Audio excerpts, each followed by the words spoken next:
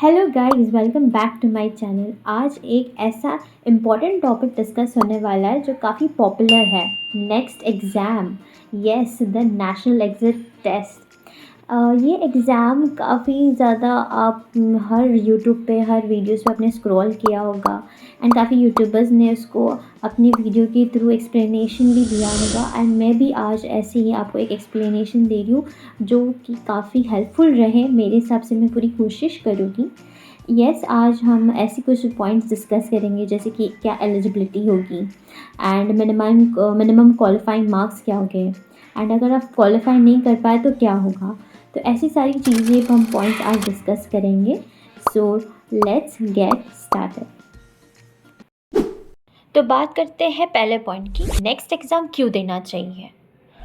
जब से एनसीएमएस की लेटेस्ट नोटिफिकेशन आई है उसमें क्लियरली मेंशन किया गया है कि the national exit test shall be held for granting licence to practice as a medical practitioner of respective discipline of Indian system of medicine and for the enrollment in the state register or national register as a registered medical practitioner of Indian system after completing 1 year internship। इससे ये पता चलता है कि national exit test क्यों देना चाहिए, क्योंकि अगर आपको आगे जाके खुद की प्रैक्टिस करनी हो या as a doctor as a practitioner काम करना हो तो आपको एग्जिट टेस्ट पास करना ही होगा। ये बहुत ही ज़रूरी है। इसके सिवा आप ना ही एज अ प्रैक्टिशनर काम कर सकते हैं, ना ही अपना पीजी कर सकते हैं। और इसके 6 पॉइंट के सब 6 पॉइंट में भी ये लिखा है कि without qualifying national exit test any graduate of bachelor of Ayurvedic medicine and surgery और bachelor of Unani medicine and surgery और bachelor of Siddha medicine and surgery और सोगरप्पा medicine and surgery shall not be eligible for enrollment in the state register or national register as। सो इससे ये पता चलता है कि अगर आपने नेशनल एग्जिट टेस्ट नहीं दिया या फिर क्वालिफाई नहीं कर पाए तो आप as a state register and a national register नहीं हो पाओगे। So national exit test is very important. तो आपको ये देना ही है। तो चलिए बात करते हैं सेकेंड पॉइंट की कि नेशनल एग्जिट एग्ज़ाम की एलिजिबिलिटी क्राइटेरिया क्या होगी। It is very simple. जो एलिजिबिलिटी क्राइटेरिया होगी इज़ दैट कि who has already completed the internship in their final year and medical UG students especially।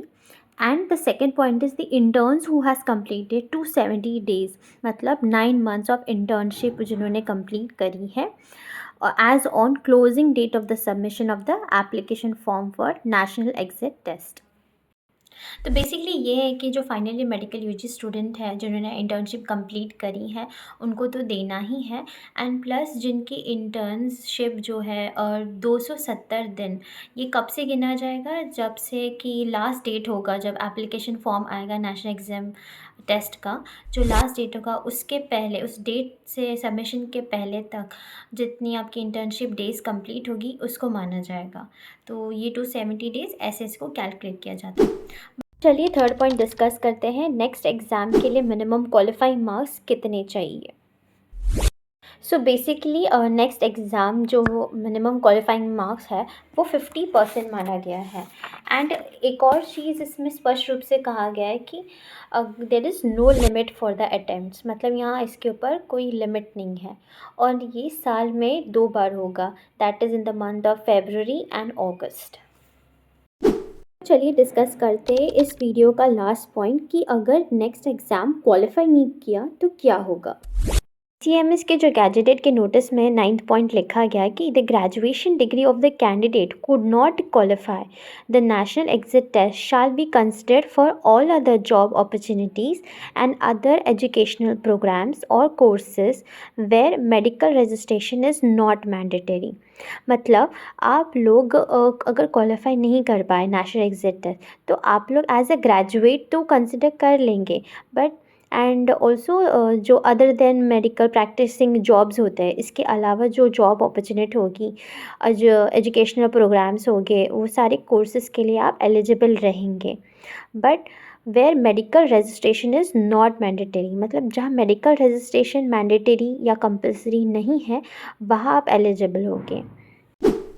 I hope मैंने इस वीडियो के through आपके सारे डाउट्स एंड क्वेश्चंस क्लियर किए हो। इफ़ आपको कोई भी डाउट्स या क्वेश्चंस हो प्लीज़ आप नीचे कमेंट कीजिएगा। एंड इफ़ यू वांट कि आप मुझे इंस्टाग्राम पे भी डीएम कर सकते हैं। I will try to reply as soon as possible. Thank you so much. Please like and subscribe.